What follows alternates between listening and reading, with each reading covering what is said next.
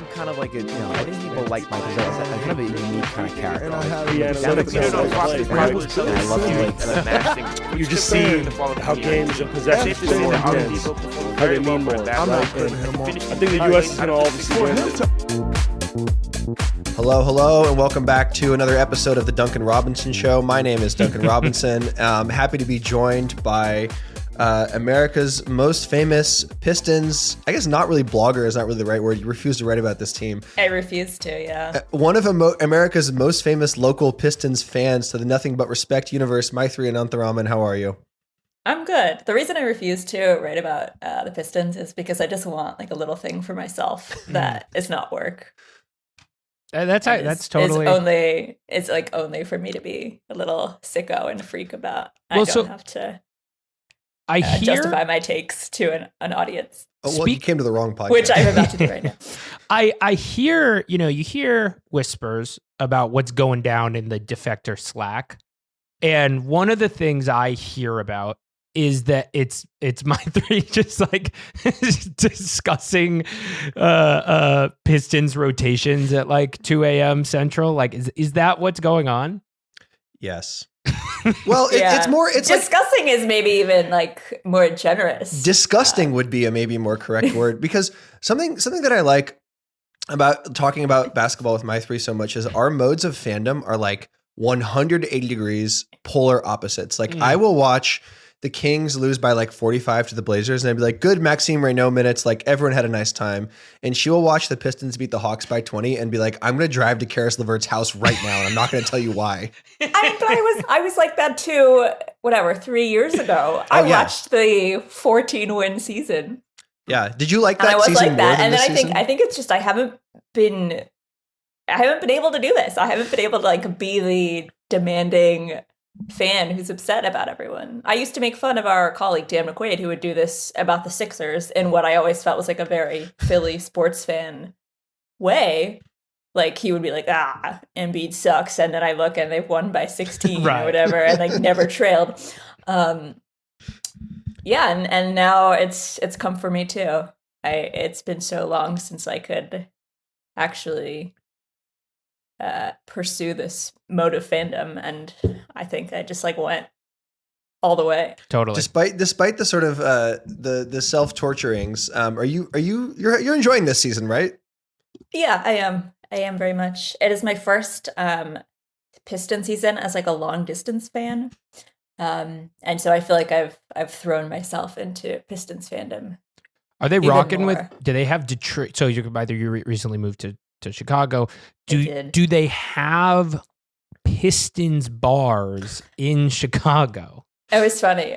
Patrick knows my saga about this. So there are lots of like Detroit bars. Like I could imagine like Michigan, a Lions game, right? Yeah. Regular season NBA is a little bit trickier, but our season opener was against the Bulls, and so I actually considered going. But I'm also experiencing my like inter-Midwest sticker shock, because I used to be able to go to Pistons games for like, I'd buy like a $16 ticket like 5 minutes before the game and walk over, and the get-in price here is like $75. Patrick is unsympathetic as someone who knows you have to make a blood oath to get into Chase Dude, Center. I grew up in Sacramento. You used to get $10 tickets, and you could sneak down to like the 7th row, no problem, to watch Tyreek Evans go 5 for 20. It was awesome. So I considered going, and then I was like, no, I'm not going to do that. But then I was like, okay, it should be easy to find a place around here that's like a Bulls bar, or like where they would play the Bulls game with sound. And I learned of the city's like total Bulls apathy right now. Yeah. It does seem like, the Bulls barely exist. It's like they're the littlest major market team in perhaps all of professional sports. Yeah. It probably hurts that the Bears are good too, but. Oh yeah. Do you remember the first 5 days of the season when everyone was ready to declare that the Bulls were back? Yes. And then within like 10 days. They won that game. So I'm right. Yeah. And then within like 10 days, they just became the Bulls again at like this incredible rate. It was kind of shocking how quickly it all happened. Like the circumstances of their alleged Yeah, transcendence. Josh Giddey was like good. Yeah, Right? exactly. The two things that happened with that alarming whiplash, unfortunately, were the Bulls being good and Jonathan Kuminga understanding the Warriors system. Like both of those happened, and then were kind of suddenly and profoundly unhappened in a really short period of time. Well, one bit of breaking news I want to share with you guys that just came across my desk is Big Sean has been named the Detroit Pistons creative director of global experience. Which is exciting. It needs more qualifiers on the end there. Have you guys seen this meme going around about the word chubai, which is a beautiful combination of something that is chopped and then also spiritually Dubai. And Big Sean is global creative director experience guy. The crazy thing is I feel like he already got a fake title like this a few years ago, right? This is a promotion. Exactly, yeah. He's moving diagonally upwards in the completely made up. I don't remember the global thing though. I think it was just like creative director. He was the creative director of innovation before, of course, and now he's the creative director of wow global experience. You know, and who can so forget it's more like his a many lateral wins. move than a promotion. You don't think global experience is sort of above innovation on the scale? Yeah, I don't know the hierarchy that they have. I have there. a question. If you were to be given one of these make work like honorary degree titles by your favorite basketball team, like what would you want to be given? I would want to be like deputy commissioner for the arts or something like that. Oh, I see. Or like commissar, fun officer or something. Yeah, critic in residence. I could see you, Patrick, as like the poet laureate of the Sacramento Kings. Do you remember when the Clippers hired Lee Jenkins and they were like, we are going to hire Sports Illustrated's like second best basketball writer to come and write like in-house blogs for our superstars? His ass is still there, dude. And it clearly. Maybe he was the one. Yeah, who he needs to take control of the narrative. I think it's. I mean, I honestly, of course, I can't knock it. When people ask me what I do, I just take a really long breath. I'm like, well, a little bit of this. So I could only be so lucky to one day become the global creative director of nothing. No, okay. So that's my answer. Maitreyi, we have you on to discuss. We got to talk WNBA labor towards the end, but we want to do like a sort of Midwest basketball check-in, starting, of course, with the Detroit Pistons. Aside from Big Sean, I guess I just want to frame this by sort of, I was a hater. I came into the season thinking, okay, the Pistons relied a lot on Dennis Schroeder, Tim Hardaway Jr., and Malik Beasley in the playoffs and all season. And all those three guys have been replaced by various University of Michigan alumni. Mm-hmm. And I thought, no way is this going to work. Cade is awesome, but this team is like the 7 seed. And I was just proven wrong at every turn. Okay, and I just want to ask, like, despite losing all those vets, like, why are they so much better this year?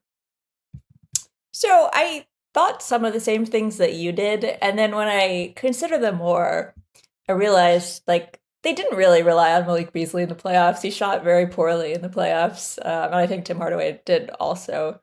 And so I thought losing Malik's like regular season shooting. I mean, it was like one of the greatest 3-point performances or 3-point seasons ever.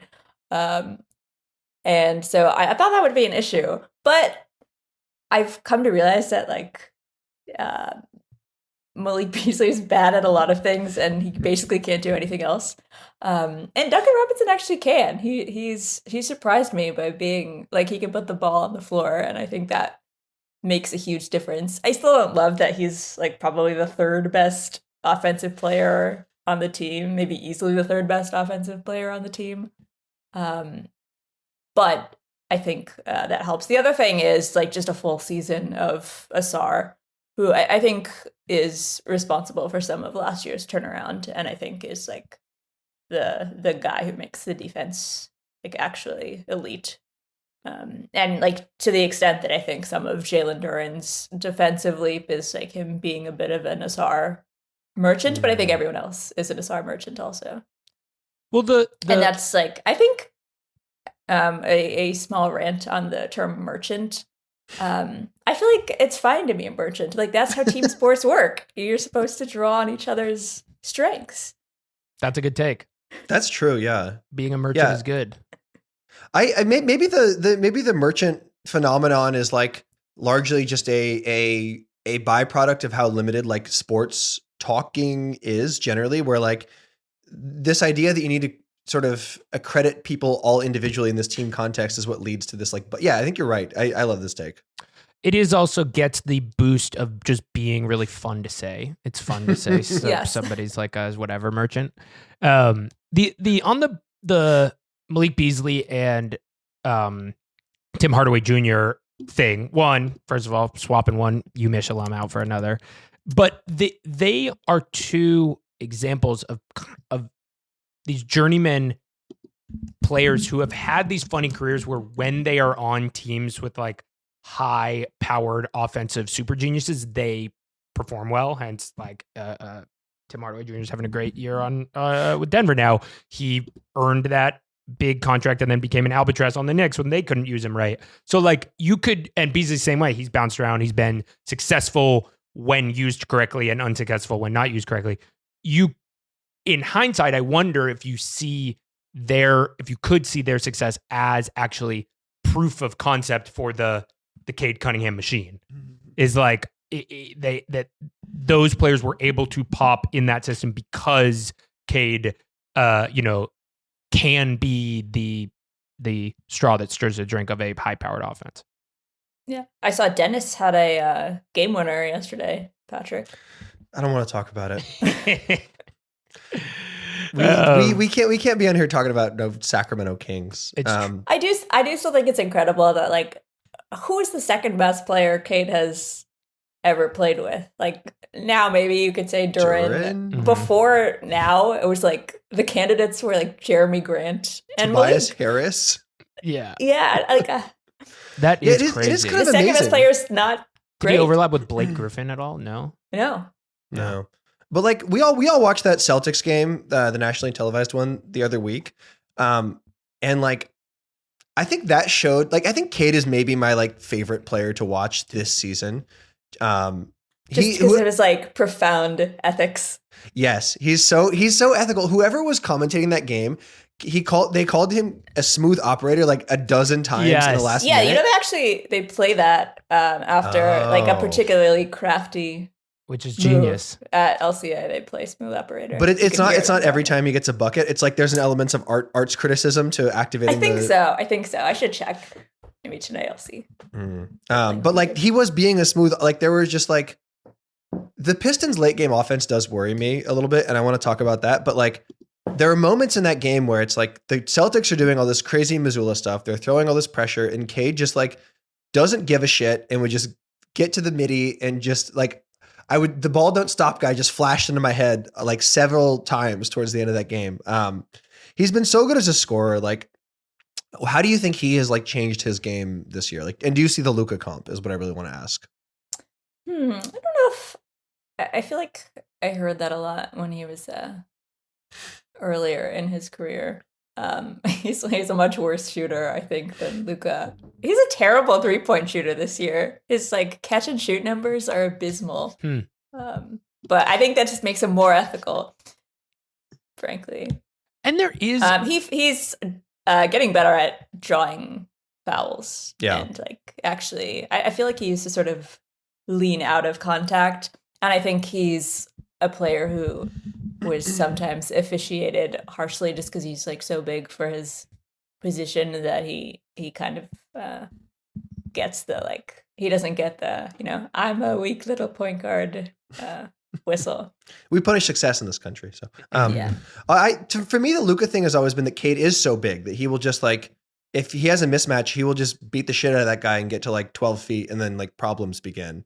And I feel like that sort of gets to what makes the Pistons so special this year is like, they look so annoying to play against. It seems so horrible to have to go up against like Duran, Asar, and Cade. And then the two main guys off the bench are like psychos. Like they just get in there and want to fight. Like I would hate playing against those guys. And they sort of have like I don't want to use the word ethical again, and I don't want to characterize them as more evil, but they kind of have like an Airsats Oklahoma City Thunder thing going, where just like I think that's right. no, well, how like what do you see there? I've been sort of thinking. So I don't know if you watched any of the Pistons Mavs game, which they ended up losing. It was a really bizarre game. Like Asar is very sweet. I didn't realize this about the Twins, but they have this like dynamic where Amen is the sicko and Asar is like sweet. I saw this little like compilation video. Oh, that's anyway, nice. but he got ejected, which. Yeah, he's so soft-spoken. For the sweet boy to get ejected, you got to really. Yeah. So anyway, so then the like entire team just sort of fell apart. I don't even remember how this question OKC started. OKC, okay, yeah. So and they were down like 20 or something in the third quarter, and then the refs just like kind of stopped calling anything, and I was sort of reminded of that like OKC whistle, where if you just like establish yourself. Like in the popular imagination as a good team and like set that tone from the start, then you can kind of do whatever you want. And so I think they have a little bit of that right now. They also have like OKC has sort of evil swag symmetry. The Pistons have like a highly ethical swag symmetry in that like. Yeah, when we do like corny group interviews, it's cute and honorable. But even there's a certain like the dismissiveness in which Cade and Jalen Duren both look at the social media content person who's interviewing them about their favorite like sandwich of the week or whatever is so powerful. Like they both look that are like, what the fuck are you talking about? To me, I'm an NBA player, and I think that you feel you I'm kind of joking, but like you definitely do feel like this team is full of motherfuckers that like you just do not want to play against. They're gonna fight you. They're gonna like, I mean, beef stew, like, you know, all that stuff. They play hard on offense too. They're like, you're getting it on both ends. Like, so they are definitely one of my favorite teams to watch this year. Patrick knows my thoughts on the Pistons social media. Did I hit apparatus. I didn't know I hit Can you please explain? Yeah. I'm very. I have smoke for everybody. So I'm very anti like cutesy posts. What was that? I feel like I sent you a really egregious one, Patrick. I will search our Slack. You should monologue. I think okay. So I'm very like just post the score after every quarter, and then if we win, like I post some highlights, and then that's it.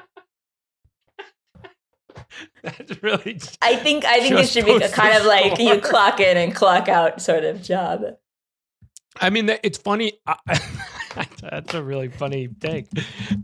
I've said this before on the pod, but these individual teams are like literally becoming the most funded media apparatuses in the NBA, like the various individual social channels, which is disconcerting. But wait, what's the well, yeah, I find that all extremely annoying too, as like someone who works in basketball media, to see like how much of journalism has been replaced by like admin holding a tiny mic being like, which album is a smash or a pass this year? And it's like, these are professional basketball players. Please treat them like adults.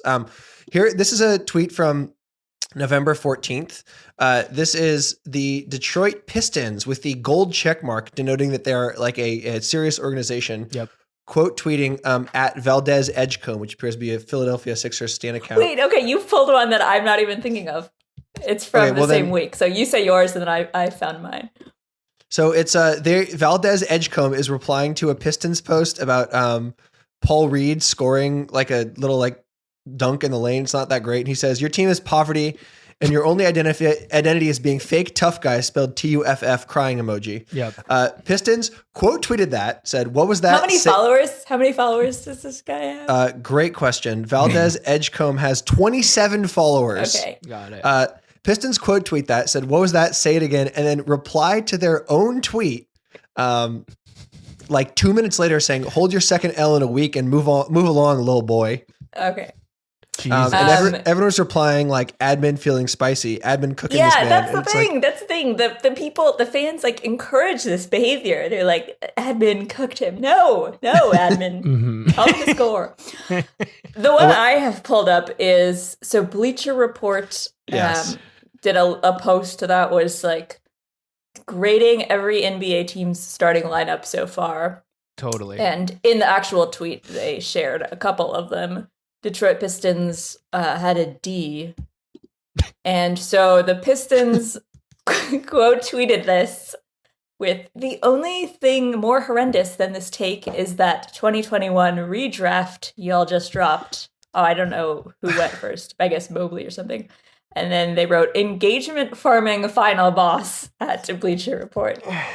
Awesome. Hell Awesome. yeah. In the replies, the Milwaukee Bucks are replying, "Talk to him," with the man speaking emoji. Dude. Yeah. The thing that's annoying about, I mean, there's a lot of things that are annoying about this to me. One of them is that like the person doing this is like probably like a 30-year-old. Like there's like a chance they have a mortgage and that they're like aping the voice of what they think like a 16-year-old talks like. That's just so egregious to me. Well, and the other part too is like, have you guys ever seen the film Snowpiercer, where spoiler alert, it turns out that Yes. the people at the end of the truck are and the beginning of the truck are calling each other? That's what's going on with Bleacher Report and the fucking Pistons social media team. It's like, you don't think the Pistons social media team hired a former Bleacher Report? It's the same admin. It's true. So I'm no, the sum total of the so my mini rant about this is like, I actually do think like on a short form video craft standpoint, some of these videos are good and like they're like doing funny ideas and they're well edited, and I appreciate that there's like at least some craft going into, you know, the making of content. It's not like AI slop or whatever. At the same time, the sum total of it reaches like a slop. It reaches like slop in its with every team doing In the aggregate. It is slop in the aggregate, with every team doing their own like well-funded, here's a picture of Austin Reeves as a baby, like figure out what his vibe level is. Like it just is like, it's hard to deal with. Sometimes I think about like, imagine you are from like the Democratic Republic of Congo or like Spain or Italy or something, and you like grind your whole life to get to the NBA, and you get there and then you walk down the tunnel and someone is holding a tiny microphone and has written on a board like, "What's a movie that makes you say vibes?" And you're like, "This is a serious part of my job. Okay, I gotta lock in." It's so true. Well, okay. Speaking of people who appear in these videos, Ooh. another thing I hear about what's going on in the Defector Slack, Maitreyi, is it's you constantly shitting on Karis LeVert. So, Is it constant? We brought you here to put you on trial. I hope you're aware of this. No, and Karis LeVert is a guy who has played on a number of teams, which means he continues to get traded despite having like a reasonably good contract. Talk to me about the Karis LeVert experience. He's just like a bozo, and sometimes that can be good. Like if his shots go in, I mind the bozo-ness less. Most of the time, I very much mind it though, and I think some of it is that he also just gets way more minutes than I think someone should. Like it always bothers me when the team is like very much upfront about their identity, like, oh, everyone has to play defense. But then Asar will get like 28 minutes, and then Karis is closing the game. And so I think some of it is just rotation usage resentment that I've like made entirely Karis's fault. Karis to me is like the Michael Jordan of Harrison Barnes to me. But actually, maybe flip that around. Harrison Barnes is the Michael Jordan of Karis LeVert, Right. where it's like, I remember watching him on the Kings forever and just thinking like, what the fuck does this guy do? He's out there for 32 minutes and all he does is just like catch a pass, take one dribble and pass it again. And I think coaches really, they find a sense of calm when you just have a veteran out there who's like not going to do crazy stuff. And in Karas's case, it's like he just kind of, I feel like he doesn't really ever try to do too much, but the Bozo-ness is like he's willing to take open shots. Yes. He's just like not really that good at anything, but he's not bad at anything either. Is that sort of a fair read? Yeah, I think that's a good read. Which I guess if your team is otherwise full of like idiosyncratic geniuses like Beef Stew and stuff, it's like I feel like maybe you get you really like when people do weird stuff, and having a guy who just does normal stuff is like, what is this guy doing out there? Yeah, it is sort of right, like a kind of southpaw approach. The Karas got me thinking about, because he's a guy who fits into a very funny type of NBA player, which is guys who every other fan base is sort of like, oh yeah, it'd be cool if we traded for him, except the team who he's on, where they're like, get this fucking guy off my team. And I'll give you a few to get it started. The big one, the first one that this happened to me, and actually it was Patrick before we had this pod, but we could have talked about it, was Willie Cauley-Stein. Oh, where yeah. I was like, yeah, he's 7 feet tall, like runs to the rim, like, you see him play like 8 minutes a game. You're like, yeah, fuck yeah. When the Warriors got him, I was excited. And then I was like, this guy sucks. Buddy Hield, Kyle Kuzma, and Jordan Poole are all other guys that like, you're like, oh, yeah, let's get Kyle Kuzma. And then like Bucks fans are like, I would like to like drop kick him into the Lake Michigan. Tyus Jones. That's someone who, whenever I watched him on the Grizzlies, I was like, oh, what a responsible man. But then having friends who are now Magic fans who have like actually watched him play for a real team, it's like, this guy doesn't do, he's a dribble up past half court and pass it once merchant. Start the offense merchant. I know Knicks fans kind of hate Josh Hart.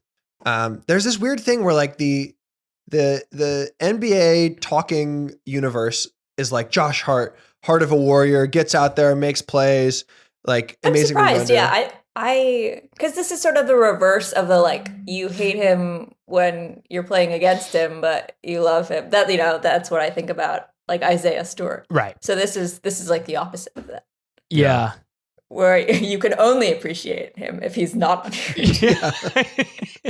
Yeah, I think all those Knicks fans are wrong, I guess is my point. Like, he's awesome. Yeah, I think Josh Hart's great.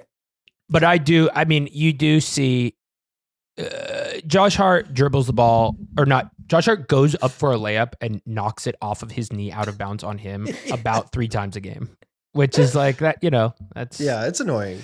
As someone whose team is probably about to trade for Jonathan Kuminga and maybe Brandon Pajemski, both of those guys, it's like even Warriors fans, like I don't think anyone, he doesn't really have much of a contingency except for these deluded Kings fans who think that like he's all of a sudden just going to become like an amazing player and like learn how to stand in the right places. He just needs the famously nurturing and productive Kings environment. Yes, exactly. Yeah, we can fix him. We can make him worse, actually, which is something I'm excited to see. It would be really powerful. Yeah, like a somehow more athletic and less effective Jonathan Kuminga. Like he gets 4 more inches on his vertical and shoots worse percentage.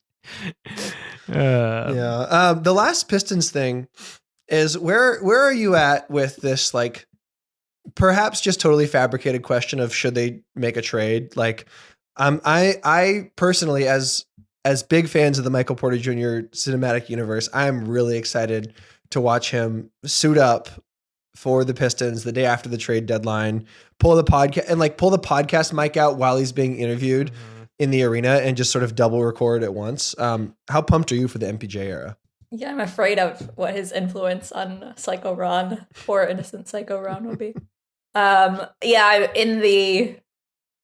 the past few weeks, I have kind of been resigned to the fact that I think they will need to do something and should do something. And it pains me to say it because I really, really like him just as a dude, but I think Tobias needs to be upgraded on because they're just not getting like any shooting from the floor right now. And I didn't want it to be him, but I think it may have to be. They're not a lot of options salary wise. So in Tobias and Karras, you sort of have the angel on shoulder, devil on shoulder versions of the Harrison Barnes figure. I was just thinking that. Yes. Yeah. Exactly. And you've also you've gone full horseshoe theory back to being Dan McQuaid, being like, if we could only upgrade the Tobias spot. Well, and another reason it pains me to say it is because I'm fearful of the MPJ situation. Yeah, he's been balling. Nets won last night. Everything's coming up. Jack Sportello, it's all working out. I guess the reason I think about this question so much is that like their late game offense isn't great. Like teams will just throw a double at Cade, and then you see this with I watched the Rockets sort of freak out and do this last night too with KD, where like Cade is amazing at passing out of the double, but then it's like, okay, all of a sudden you have like Karis LeVert or like Tobias Harris initiating into a 4-on-3 at like a snail's pace. They take one dribble, the defense is all back reset, and there's like 7 seconds on the shot clock. And it just like against good defenses, I just don't understand how they're going to score in these scenarios. And you throw one more shooter out there, I think it all kind of makes sense. So I'm with you, but they're all so young that it's like, would you be okay if they didn't do anything and like went out in the second round of the playoffs? I guess I'm asking the wrong person, but would I will not be okay under any circumstance. So yeah. But it's an interesting, because I mean the Pistons are in a great spot. Like they big picture, like they have a good team. They have most, if not all, of their draft picks. Like they can make a move. They've got to. It's just about trying to figure out when the right time to pull the trigger is, and they're quote unquote ahead of schedule right now. So at some point Jaden Ivey's leg might fully reattach, and he had some like defensive moments in that Celtics series, but where are you at with Ivey? I'm out. Just out. I'm totally out, which is funny because as you witnessed, Patrick, I think he's like responsible for, like, I point to his 4-point play in Sacramento as like the thing that began this era of Pistons basketball. He unlit the beam. He sees the beam, like he like got Mike Brown there was like fired. Beam transference, maybe. Yeah, maybe it was really one of the most like direct cosmic switches I've ever seen in the NBA. And like I have this vivid memory. I was there and I remember walking. I remember I texted you. I was like, oh my God. I remember walking to the arena and I was with some people who like don't watch the team as closely. And I remember saying like, guys, we're either going to witness like the Kings turn their season around or like this at the end of basketball in Sacramento. And it doesn't feel good being right, but it kind of does actually. It was great. Like even if your team lost, just experiencing something that like exhilarating and direct, where you just know that like something like an earthquake has happened, like something major will shift after this. And so shout out to Jaden Ivey. Thank you for that. He's and your services are no longer. Shopify's point of sale system helps you sell at every stage of your business. Need a fast and secure way to take payments in person? We've got you covered. How about card readers you can rely on anywhere you sell? Thanks. Have a good one. Yep, that too. Want one place to manage all your online and in-person sales? That's kind of our thing. Wherever you sell, businesses that grow with Shopify. Sign up for your $1 a month trial at shopify.com/listen. Shopify.com/listen. All right. Well, let's talk about another Midwestern team in an interesting spot, which is the Milwaukee Bucks. Much has been said about the Giannis Antetokounmpo trade or lack of trade demand. I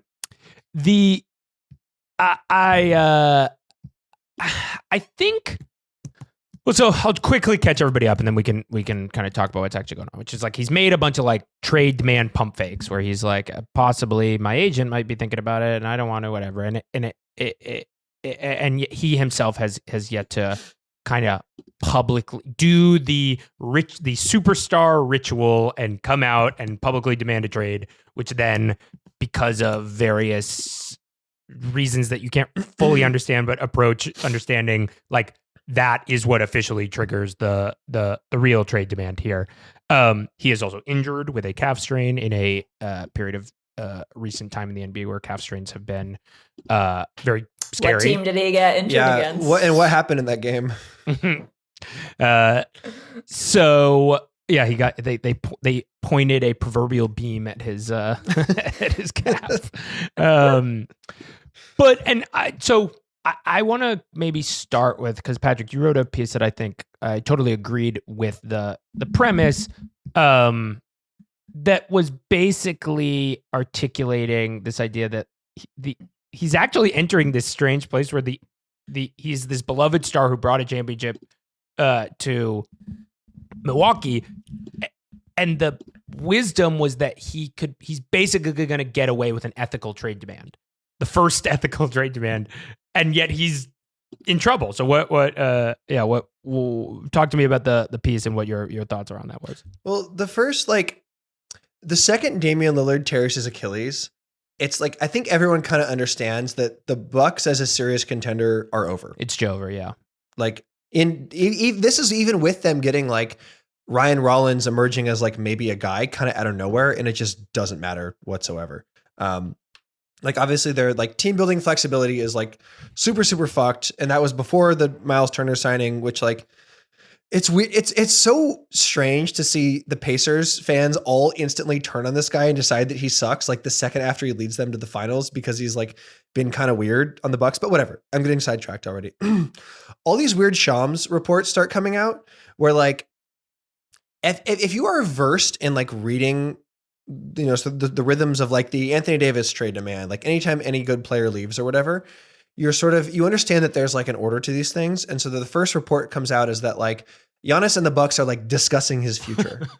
And then they're like, in every subsequent report up to and including the one 3 weeks ago, it's literally just that same thing. It's like the reports keep getting done in increasingly grave tones, but the actual substance of what's being reported is just like, they're talking about his future. And over the summer, Shams reports that like he's maybe thinking about that if he ever did leave, the conditional possible like best scenario in the imaginary world is that he might like to think about starting to play for the Knicks. But even then, everything is just like super hedged, because it's clear that Giannis like knows this is busted and came back for this. I mean, they should have done it in the summer, but he came back this season thinking, I'll give him one more chance to see if like this roster who sucks can become contenders. And like, wow, it turns out they can't become contenders, which has now gotten us to this really strange place where he talked to the press for the first time late last week. And he basically said like, oh yeah, my agent is going rogue and is conducting these negotiations with the Bucks. And like, you know, it's like, that's his purview. He's, you know, whether or not he's my representative. We'll see what he decides. It'll be interesting to see what happens. And it's like, man, I don't think anyone would really be like, he clearly just doesn't want to be like the guy who stabs Milwaukee in the heart. And I think, I mean, I'm not really in touch with Bucks fans like that, but I would assume that they can like accept reality and understand that like this is over and they should trade him now while they still can, basically. But how about this? Unfortunately, the trade market for Giannis is so cold. I saw a stockbroker spooning with Zoran Mamdani. I knew that was coming. No. I'm surprised it took you this long to look that in. Yeah, but anyway. That is facts, by the way. Yeah. It is cold. One of the funny things, and like the second this happens, you know, I'm refreshing the podcast feed. I gotta see what fake trades people come up with. But this problem that they run into, and this is the first time I really remember this happening, is that everyone is like, is OKC just too good to like, could anyone conceivably add Giannis and win the title against this incredible team? And the conclusion they all kind of came to was like, no, which is like, I can't really ever remember a scenario like this.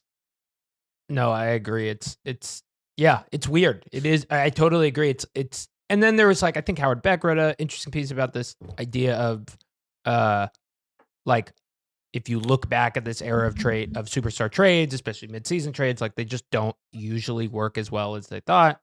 Giannis being injured doesn't help. So it's a weird spot. And it's interesting. You said he should have made the trade last year. And Giannis should have made the trade demand last year. And by all, like, in like purely speaking, kind of like, you know, without your heart or whatever, like, analytically, I guess I totally agree with you. But then there is this, and I'm not even sure if I disagree heart-wise, but you do get into this funny thing where like his intention is clearly not to rip the heart out, and that's nice, but is prolonging the suffering by waffling in this weird way. It's almost like a breakup that takes 3 weeks because somebody's like not too kind of, you know, conflict averse to end it or something. Like there's this weird thing going on here. Yeah. He's absorbed too many Midwestern values. Yeah. He's understood like the virtue of politeness and now has just oriented his basketball career around that. Yeah. First was my smoothies. psychoanalysis. Then it was Smoothie. talking on Instagram Live about sex, and then now it's being a landlord in PLG and being yeah. Didn't you? We might need to cut this. Didn't you say you know somebody who lives in the PLG building? It's a friend of Defector business guy Jasper Wang. Dude. Says that Giannis is now his landlord. So we can reach out to that guy for comment. Just like next time he has a maintenance request, just like I want to be updated on everything that happens. Yeah, I have something on the on my shelf, but it's 12 feet high. I need somebody to get something from the. But isn't this kind of crazy? Where like the fourth best player in the league is like kind of available for a trade, and the consensus is that like maybe the Hawks could do it if they really want to pivot, but like the Rockets, the Spurs are, I think, coming to the rational conclusion. I mean, this is all total projection. Like this could be bullshit, but like, it seems like they are like, we're good. We don't really need him. The Heat don't really have the ammo. The Knicks have already made all their trades. Like that's why he's hedging. Cause it would be embarrassing to, you know, request a trade and then you're in a who want me situation where no one does. Do you want maybe him? Maybe it's fear of rejection. Wow. Yeah. Well, the other part, I mean, Giannis is an amazing basketball player, but he is also like, he has his limitations such that it just in mid-season. Yeah, your team has to kind of be configured around him. Yeah. And that's just like a lot to do mid-season. Exactly. Also, like he's like hurt all the time. Yeah. Which is like, I feel like every playoffs besides the one they won the title between like the bubble and last year, it's like he picks up some kind of strange soft tissue injury and like has to miss 2 weeks, or like his back gets hurt. And like even the year they won the title he had like a real scare. Like I thought it was and that was like the playoffs of ACL tears. Yeah. Because everyone was out of shape after not getting a full off. I mean, I just made that up. I don't even know if I believe that, but like his knee like bent the other way and he missed like a week and then it was just like fine. Yeah. And so like, also like something the Howard Beck piece makes very clear is like this doesn't, the risks are so high. Like you have to win the championship. Like he cites the Drew Holiday and Anthony Davis ones as the only successful ones. And it's like the chances of any team winning the championship are already like vanishingly small. Right. And yeah, it's just such a risk. So I do feel bad thinking about like what the Bucks will look like in 2 years, because they owe like all these picks because they've kept trying to like double and triple down. And some of the reporting out there is like that Bucks management still thinks they have a chance to win Giannis back with a grand gesture, which is going to be like, that's cute. Which is like, it's sort of cute in its own way, but like what this is going to lead to is like they're going to chase him through Milwaukee airport and yeah, they do. And then Zach LaVine is there holding a sign at the end. it's a flash mob with Trae Young and you know, Ivanka Zubac or something. Actually, that'd be good, but whatever. Yeah, that'd be good.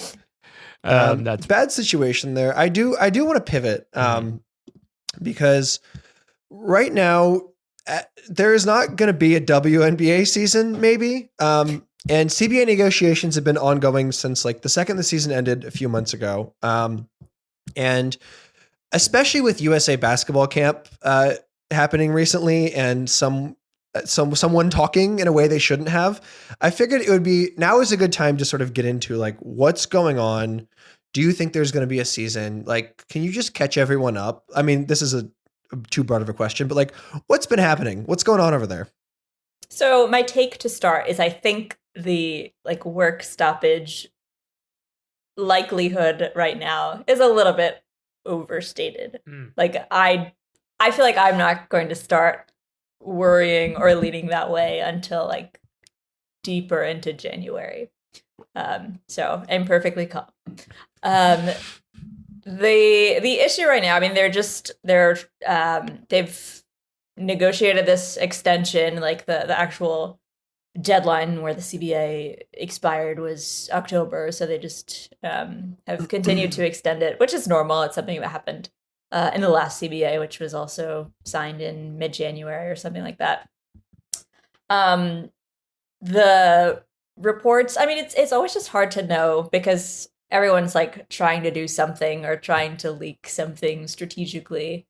And so like if someone says we're really disappointed or dismayed with the state of things, like I don't think you actually get a sense of how close anyone is to an agreement. And like I've talked to people who have like done these types of negotiations in sports before, and one thing they say is like things can like come together and fall apart very quickly. So it's not necessarily like, linear plodding along progress. I would say the big issue right now, and like probably the one people hear most about, is the revenue share and like whether that's going to be how WNBA salaries are determined. So like in the NBA, there's like a very kind of mathematical way that the salary cap is determined. Like they add up everything that's basketball related income and then divide it by 30, and then that's the salary cap pretty much.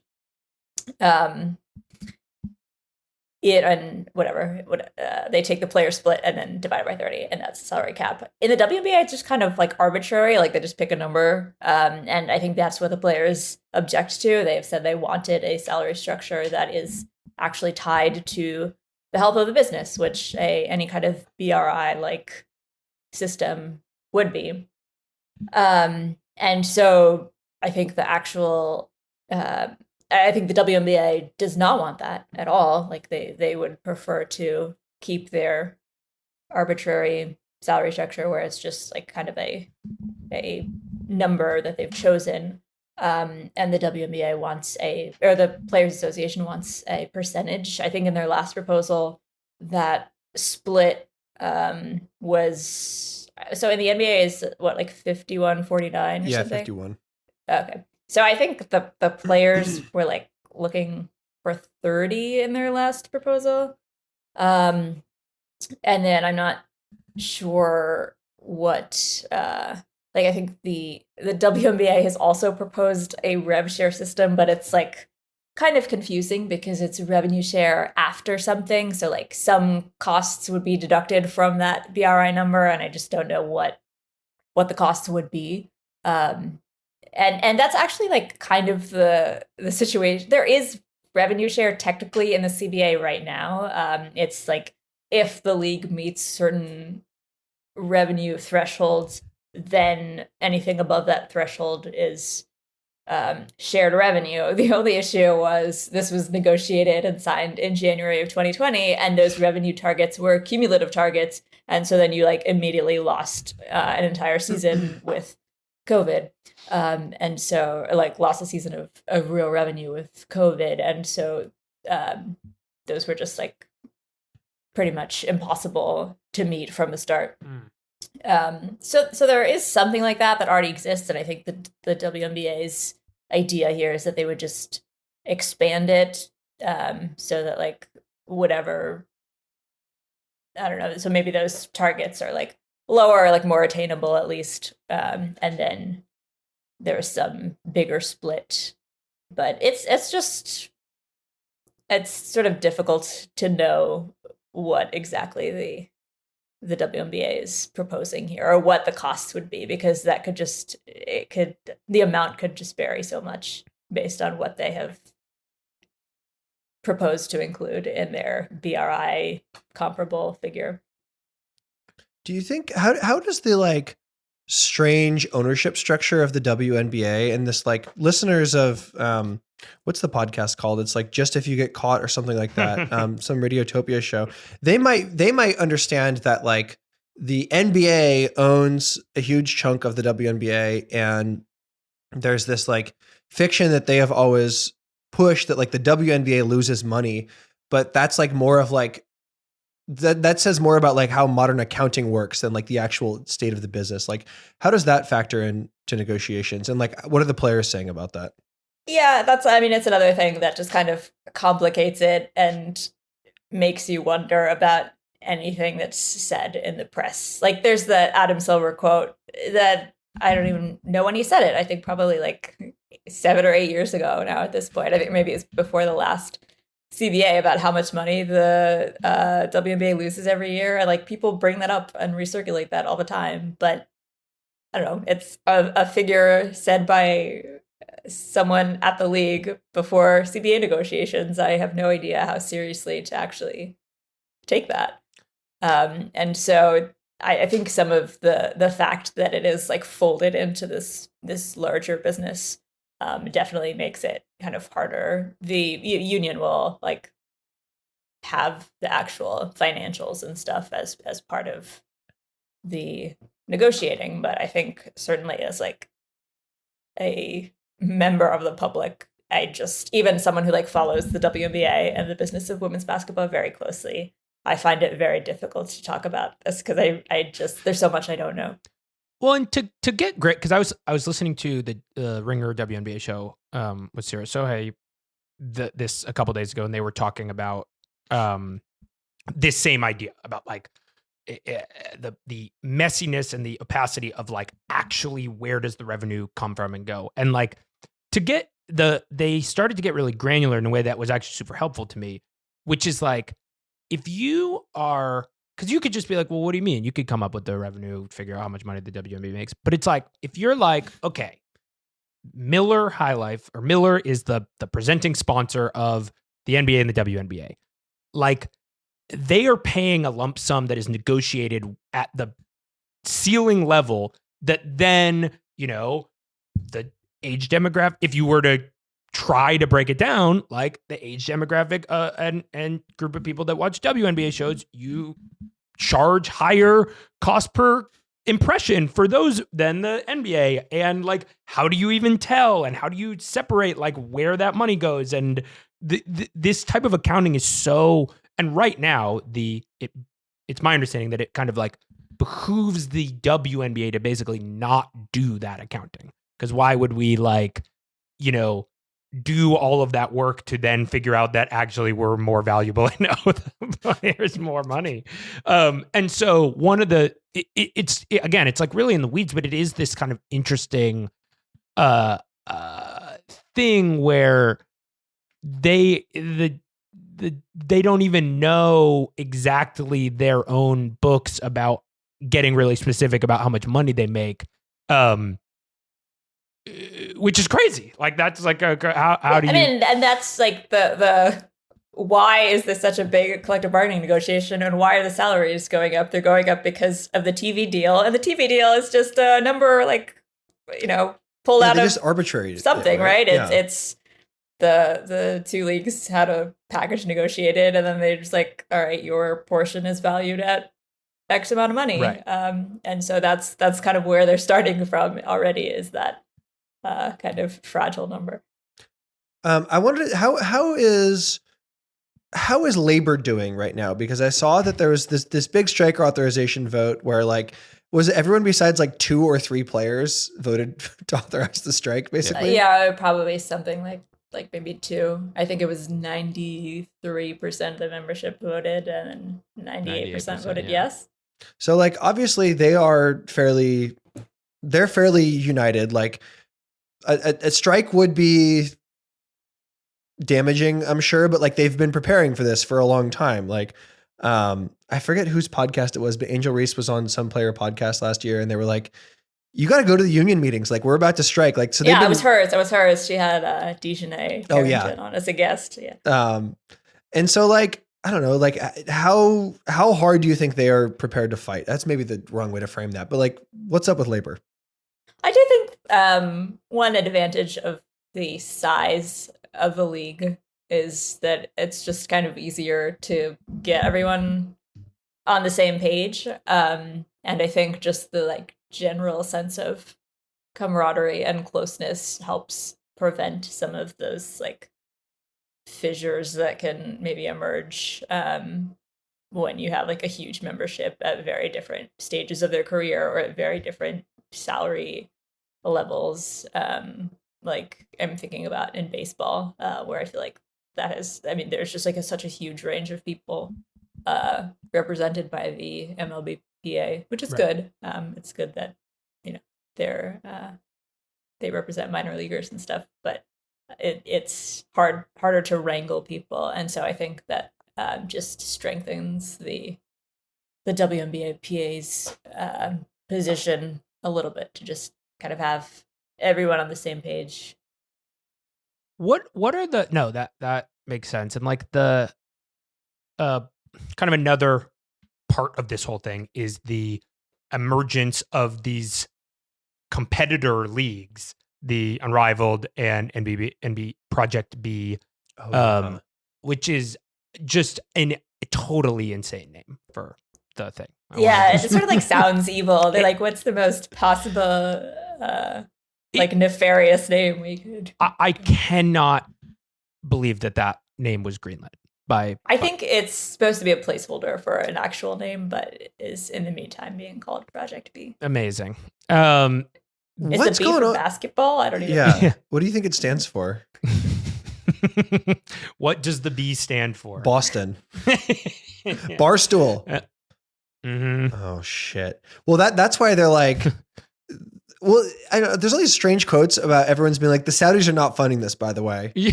But in a way that like I don't know if anyone believes them. Yeah. Like Project Dubai. No, but sorry to cut you off, but I agree. It's a good there's a bunch of tech opaque sort of, or maybe not opaque, but there's tech money funding. I'm hearing kind of people, or I saw some quotes being like, we're going to expect like Silicon Valley style returns on this league. But then you also have like players who are WNBA players are also co-owners of like Unrivaled and are salaried even players in Project B. It's so complicated that I don't want to like I don't even, we could spend 3 hours kind of like unpacking the specific tensions at play here, but like, what do you make of this like kind of private sector attack on the WNBA? I don't think I think that like either of them would actually threaten the WNBA completely or like take over the entire business of women's basketball, because the WNBA has like for all the issues with the NBA owning it, that's like a huge structural advantage that they have in the situation that they already have like the infrastructure of a very long running basketball league with brand name recognition and arenas and all those deals and TV deals and everything like that. So I'm kind of skeptical that like Project B would shut the WNBA down ever. I do kind of wonder, like, one thing that is probably being talked about with this CBA and maybe it'll go further in the next one is like, at some point, I don't think owners are going to want the players playing in other leagues. And like for a long time, I thought that just wasn't realistic because the WNBA season is so short and you just have players like not doing anything for so much of the year. But now that the season is, probably going to 50 games soon, like, could we see like the kind of mandated full-time WNBA player in this CBA or the next CBA? And so that's kind of an issue. And then like, how much do players actually care about the WNBA if push comes to shove and it's like you have to be a full-time WNBA player or do something else? This was, I don't think they're exactly comparable, but this was like a thing in the Live Golf sort of like the early days of it, where they're like, oh, the players like care too much about the tradition of the PGA Tour, and were guys like that who actually did and tried to kind of fight for that. But like, no, a lot of them actually just wanted to make as much money as possible. Yeah. What did Caitlin say the other day?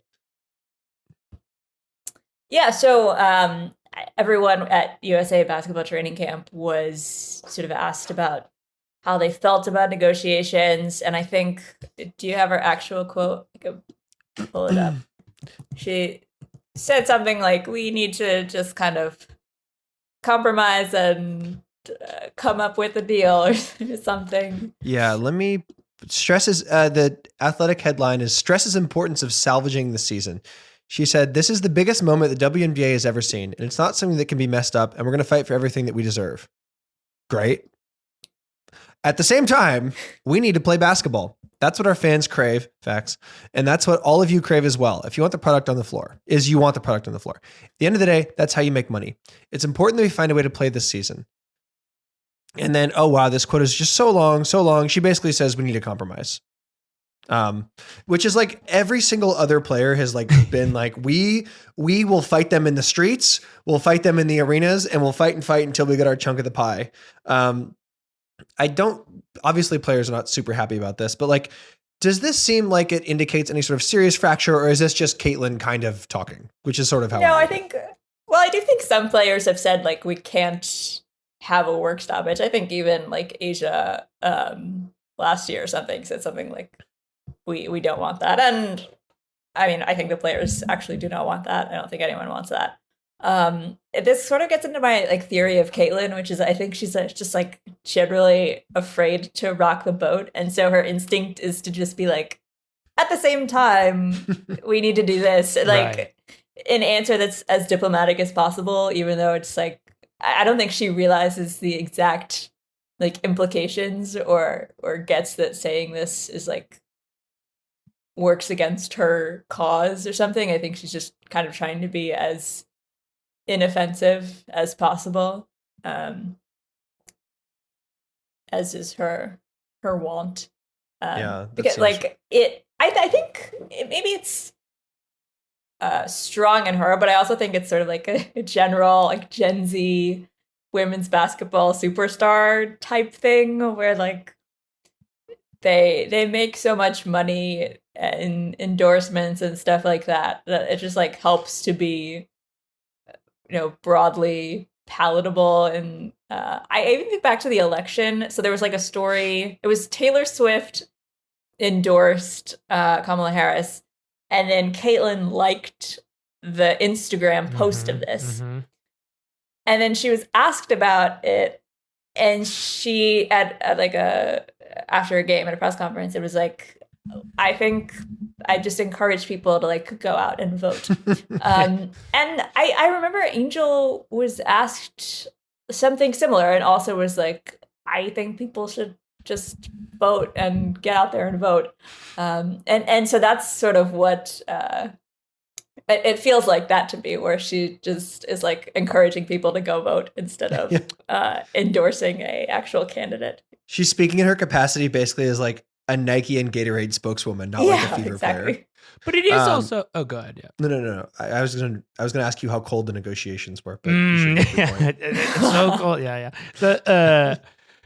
It also speaks to Caitlin's kind of like unique position in the league as like literally somebody who's only played a few years, but who's whose stardom kind of outshines. Like I have been reading a little bit of Yaron Weitzman's book about the Lakers, and one of the things that he talks about is like that when they did the Wildcat strike, it was like it was all just, what does LeBron want to do? Like that was like the main thing. It's like, who cares? What does LeBron want to do? But LeBron's superstardom and like hierarchy in the league were both insane superstar, insanely higher in the league. Caitlin is just in this weird spot where like, she's played 2 years, 3 years, or 3 years, one of them basically hampered by injury. Like it's a weird position for her to be in, which I'm sympathetic to on some level, like, or at least I'm sympathetic. It would make making a statement confusing one way or the other. Yeah, I don't think like I don't think she was the person who voted against the strike. I think she just sort of like is trying to conform to consensus opinion here. And that was like her idea of saying something that was not going to offend anyone.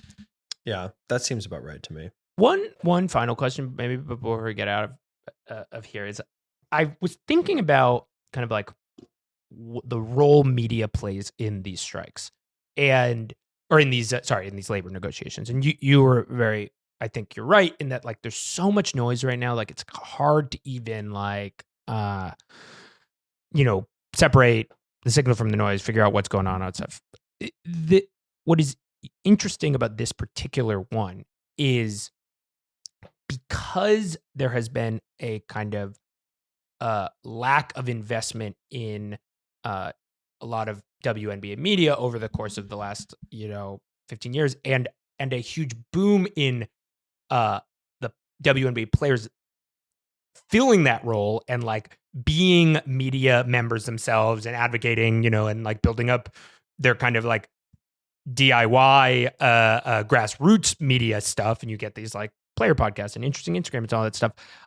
I wonder if the media environment that is so pro player because it was built by players is going to actually be a big advantage for the W, because for the players, not for the WNBA, not for the WNBA. And my one another way of kind of getting at this is like a telltale, like a classic thing that happens in these things is like the salaries get leaked and they go, oh my God, these millionaires are so like Caitlin Clark's going to make $1 million this year as a max deal. Like, why don't they just freaking play, right? Who's going to say that? Nobody is going to say that, just except for the most out of touch folks, whereas, in the baseball lockout 20 years ago, like half the media was being like, fuck these guys for, not wanting to play. Yeah. So, in women's sports, it's harder to do that kind of thing. The numbers themselves are so small. And I don't even, there's that, of course, but then there is just like also like there has been such a strong independent media and like unencumbered by the giant, the media was built by people who sort of innately needed to be progressive and needed to sort of see themselves as the underdogs, that like that kind of like interference that would play in these more gilded institutions, I just think is like not going to work. Yes. And I don't know that the WNBA has like cultivated the sort of like pro league network. Yeah. Like who's fucking stumping for the W? Yeah. Yeah, I mean, when those proposed like $1 million salaries were reported, that was Filippo, right? Who had that at ESPN? Yeah, Alexa. Yeah, and like she's not like state media for the W or anything. Like I feel like that's just like, I don't know, like maybe there's a certain pro league spin to like putting those numbers out there, but like I read that report and it was like, it wasn't like. The subtext was not, can you believe these greedy players are turning this down? It's like the players are going to say no to this and they probably should. Like That's what I took away from it. You can say no to this, but do you have a prediction for how this ends? With a CBA end season played normally. And you think basically no games missed, no work stoppage. Do you have a prediction for like what the players will get? Not really, no. I guess it's hard because it's not like they're even arguing over like what the BRI number is. It's like, will there be a BRI number? It's like there's larger sort of substantive questions. Yeah, there's sort of a bunch of downstream things from that one big decision. Well, as someone who's looking forward to reading your exactly book, what the counter proposal is. Oh yeah, how is this for the book? We got to. Yeah, we need this season to come out so the book can thrive. It's very helpful. Okay, good. I would like it to be resolved so I can actually like finish the book, but it's playing out exactly as I designed. That's right. Yeah, who's really pulling the strings behind all this? Okay, well, I guess before we go, I do want to. This is jumping up on the agenda a little bit. You wrote about Audie Crooks, and can you just name like who are some college basketball players people should look out for as that starts to get going? I don't know if I have any like really eclectic ones. Sarah Strong, I like am sort of. I always do this where I just like get really over my skis, but I think this time I'm not getting over my skis in saying that she's going to be like one of the best players ever in women's basketball. Hell yeah. Wow. And I love watching her. She's just really good. Can I be a homer and say Michigan women's basketball and Sila Swords Let's go. and Olivia Olson? Isn't she sort of having a Sila Daggers season? Like she's not really playing super great. She's kind of erratic. She'll have moments. I feel like she plays up to the competition. It's maybe a Sila Scythe Yeah, I don't know the hierarchy of knives. Yeah, I was implements really there. having a tough time with that one. Well, Sarah, as a lifelong Francophile since July 2025, I'm super in on Sarah Strong. You know, I love my French players. So, I don't think she's actually. she's French. listed as American French on Wikipedia. Oh, I think it was so- just because was she born in France? She was born in Madrid, which is okay. part of Greater France in the sense of Her parents were pro players, so she was just in Europe with them. Oui, enchanté. I like Betts. I think do you think she's going to be the number one pick? I've really liked her game. I ran into her at the Valks last year and just thought like, wow, she is so much taller than I thought in person. Yeah, the group around her, or just sort of the system around her, is like hard to tell. And I think sometimes I get kind of nitpicky about people that I've watched for a very long time. Like the draft fatigue thing really sets in when it's, I don't know, it's been like 3 or 4 years in college, and you don't have the like influx of new players, and you're just kind of like talking about the same people Right. over and over, Yeah. as happens in women's basketball. But yeah, I don't know. I guess it doesn't really matter who the Wings pick, because they have like a million other things to solve, and this just has to be Paige's team. The possibility of Regardless. them picking Azzy feels like when the Lakers got the number 2 pick in the Lonzo draft, where it's like too faded, it's too overdetermined, and it's one of those things that makes me feel mildly schizophrenic, where I'm like, this is we can't be having things this like serendipitous happening. But I think it would be lovely if they actually get united and play super great together. Yeah. I mean, it is the Wings, Yeah. so it's not going to happen, but it'd be great. That would be really. I'm totally with you in that. Like, I can't even like my brain sort of starts like hard resetting when I try to like conceptualize the idea of like a backcourt that is in love with each other and is like winning in the WNBA. Like, it's like I just like we have the Vanderquigs backcourt, so maybe this could be the spiritual sequel. and to that. we had a couple in the not a backcourt but a front court, I guess, in the finals this year. Well, thank you so much for joining us. Appreciate all of the updates, and let's go Pistons. Let's go Pistons. Oh, I'm just looking at the calendar. We play the Kings tomorrow. Wonder which way that's going. I will Exciting. not. I will not be You'll seated. not be in attendance? Okay. No. Oh, is it in Sacramento? It is, yeah. They're on their West Coast swing right now. Well, I hope everyone has a great I time. have to buckle in. This is the worst time of year, the West Coast road trip.